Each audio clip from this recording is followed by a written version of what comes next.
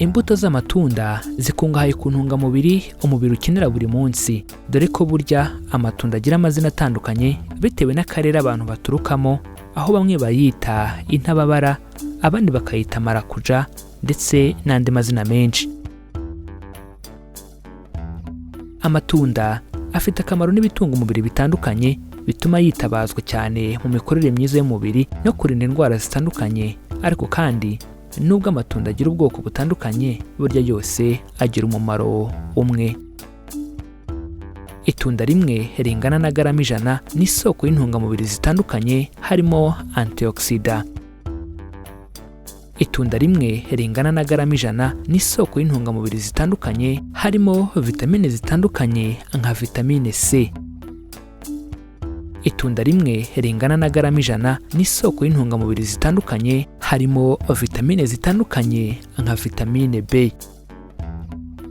Itunda rimwe ringana na garama 100 ni isoko y'intungamubiri zitandukanye harimo imyunyungugu myinshi. Itunda rimwe ringana na garama 100 ni isoko y'intungamubiri zitandukanye harimo fibre nyinshi.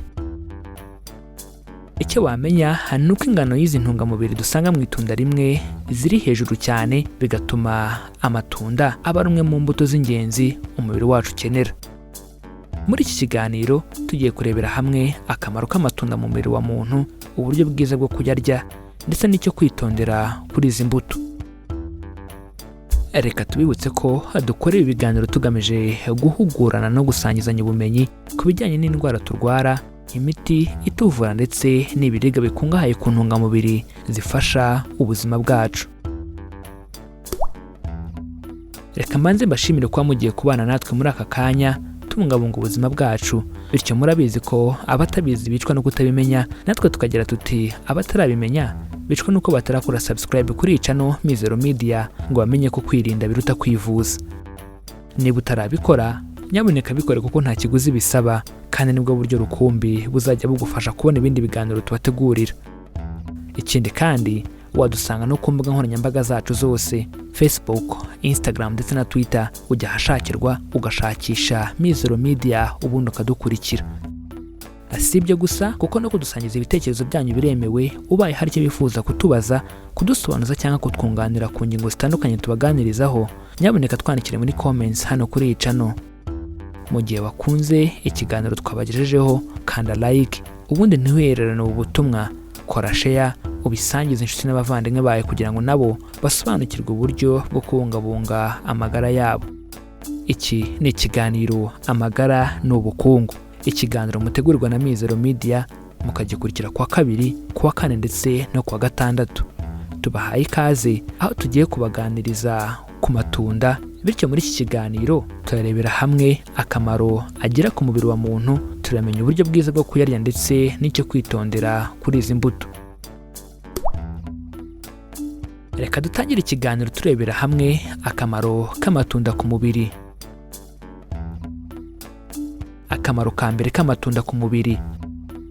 Amatunda ni urubuto rufitiye runini ubudahangarwa bw'umubiri, bitewe n'uko amatunda akize kuri vitamine C, amatunda akize kuri beta carotene, ndetse amatunda akize no kuri cryptoxacin n'izindi ntungamubiri. Ibi byose bikaba byongera ingufu n'abasirikare b'umubiri, bikanongera umubare wabo. Iyo uriye garama 100 z'amatunda, buryo uba winjije 100% bya vitamine C mu mubiri wawe ukenera ku munsi. Iyo uriye garama 100 z'amatunda, buryo uba winjije 100% bya vitamine C umubiri wawe ukenera ku munsi. Akamaro ka kabiri k'amatunda ku mubiri. Mu matunda habonekamo vitamine A, iyi ikaba izwiho kurinda umubiri kanseri zinyuranye, cyane cyane kanseri y'ibihaha no mu kanwa. Asibye gusa kuko iyi vitamine A dusanga mu matunda ni ingenzi mu buzima bw'amaso, kuko irinda ubuhumyi, cyane cyane kutareba neza iyo bwije. Akamaro ka gatatu k'amatunda ku mubiri. Uru rubuto rw'itunda rukize kuri fibre, izi zizwiho gutuma ibyo twariye bigogorwa neza, bikanafasha mu kwituma neza. ese wari uzi ko burya 98% z'ibyo umubiri wawe ukenera buri munsi wabibona ugiye ufata garama 100 z'amatunda buri munsi? Ibi bizakurinda impatwe, constipation, ndetse binafasha gusohora imyanda mu mubiri. Akamaro ka 4 k'amatunda mu mubiri. Amatunda akize kuri potassium, ahubwo akagira sodium hafi ya ntayo. Ibi bituma amatunda aba imbuto z'ingenzi mu kurinda umuvuduko udasanzwe w'amaraso no gukora nabi k'umutima. Si ibyo gusa, kuko potassium ituma umubiri ubasha gukoresha calcium iwurimo.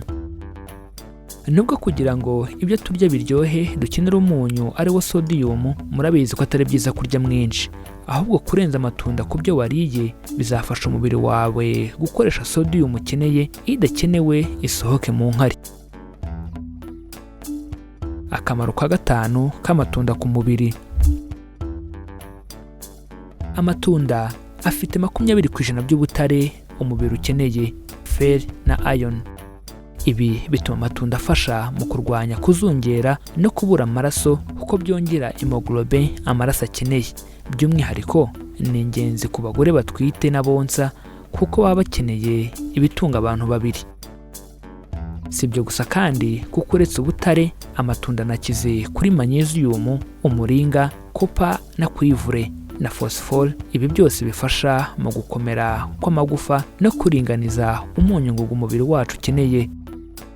Nukunda kurya imbuto z'amatunda, bizakurinda kuribwa n'amagufa, kubyimbirwa, kurwara gute na rubagimpande. Akamaro ka 6 k'amatunda ku mubiri. Amatunda arinda ikibazo cyo gusinzira nabi no kubura ibitotsi, kubera ko muri yo dusangamo harman. Iyi iba mu bwoko bw'ibinyabutabire byitwa alkaloid, ikaba izwiho gutera ibitotsi. Rero mu gihe wumva wabuze ibitotsi, ufite stress cyangwa udatuje, mbere yo kuryama banza urye itunda rimwe, ubundi urebe ngo urasinzira neza. Akamaro ka 7 k'amatunda ku mubiri. Ubushakashatsi buheruka bwerekana ko imbuto z'amatunda zifasha mu kurwanya indwara z'ubuhumekero na asima. Igishishwa cy'amatunda ntukagite, ahubwo ukataguramo uduce duto duto, uducanire mu mazi, ubundi uha umurwayi w'inkorora na asima. Ibi bizamufasha mu gufungura mu mazuru no mu gatuza, ubundi abashe guhumeka neza. Kandi ibi biterwa n'uko iriya vitamine C ifasha umubiri guhangana na histamine, arizo soko yo kuzahazwa na asima. Akamaro ka 8 k'amatunda ku mubiri. Potassium dusanga mu matunda ifasha mu mikorere myiza y'impyiko, ndetse ku banywa ibitabi ifasha imibiri yabo gusohora uburozi buzanwa naryo. Ku basiganwa n'amaguru kandi n'abakunda siporo muri rusange, ibongerera ingufu. Reka noneho turebere hamwe uburyo amatunda aribwa. Amatunda ushobora kurya iby'imbere ugatega igishishwa, gusa banza uyaronge n'amazi meza, kubera ko akenshi aho zihingwa ku bwinshi baziterana imiti. Ibishishwa by'amatunda kandi nabyo mu gihe ukibikeneye ntukabite mu myanda, bibika ahantu, kuko mu kanya gashize twabonye ko ubushakashatsi buheruka gukorwa bwerekana ko imbuto z'amatunda zifasha mu kurwanya indwara z'ubuhumekero na asima. Igishishwa cy'amatunda ntukagite, ahubwo kataguramo uduce duto duto, ucanira amazi, ubundi uha umurwayi w'inkorora na asima. Bizamufasha mu gufungura mu mazuru no mu gatuza, ubundi abashe guhumeka neza. Ibi biterwa n'uko vitamine C dusanga mu matunda ifasha umubiri guhangana na histamine, arizo soko yo kuzahazwa na asima. Tukireba uburyo amatunda aribwa, amatunda ushobora gukoramo umutobe. Uyu mutobe w'amatunda wawukora wifashishije imashini zabugenewe, cyangwa se ugakoresha igitambaro cyiza wageneye gukora imitobe gusa.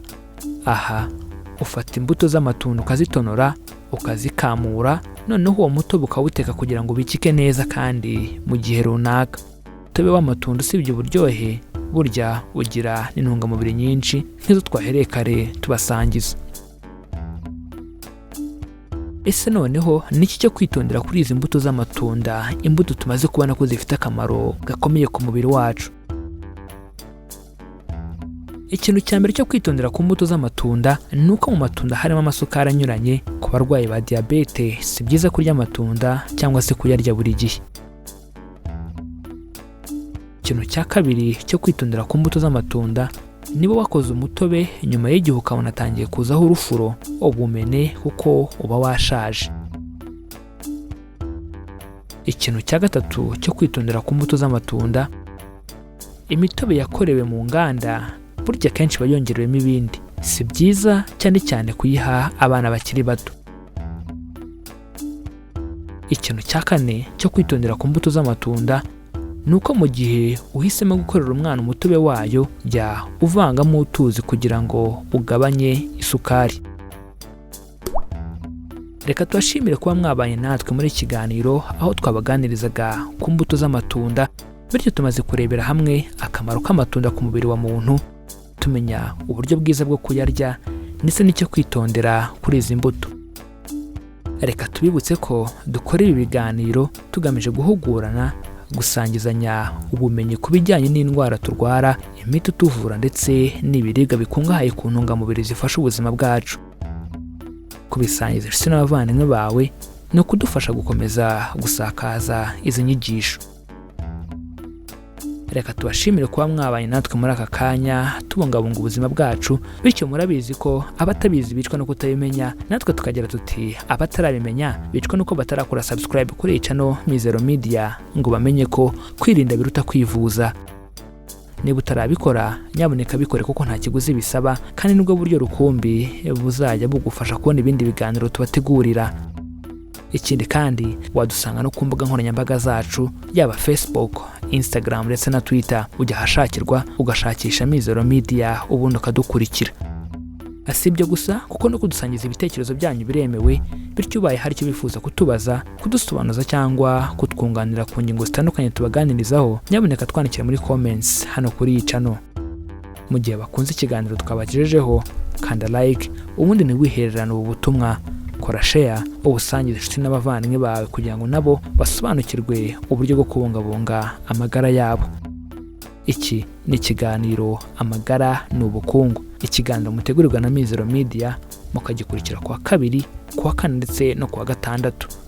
Amahoro y'Imana abane namwe, kandi tubifurije kwirinda mbere yo kwivuza.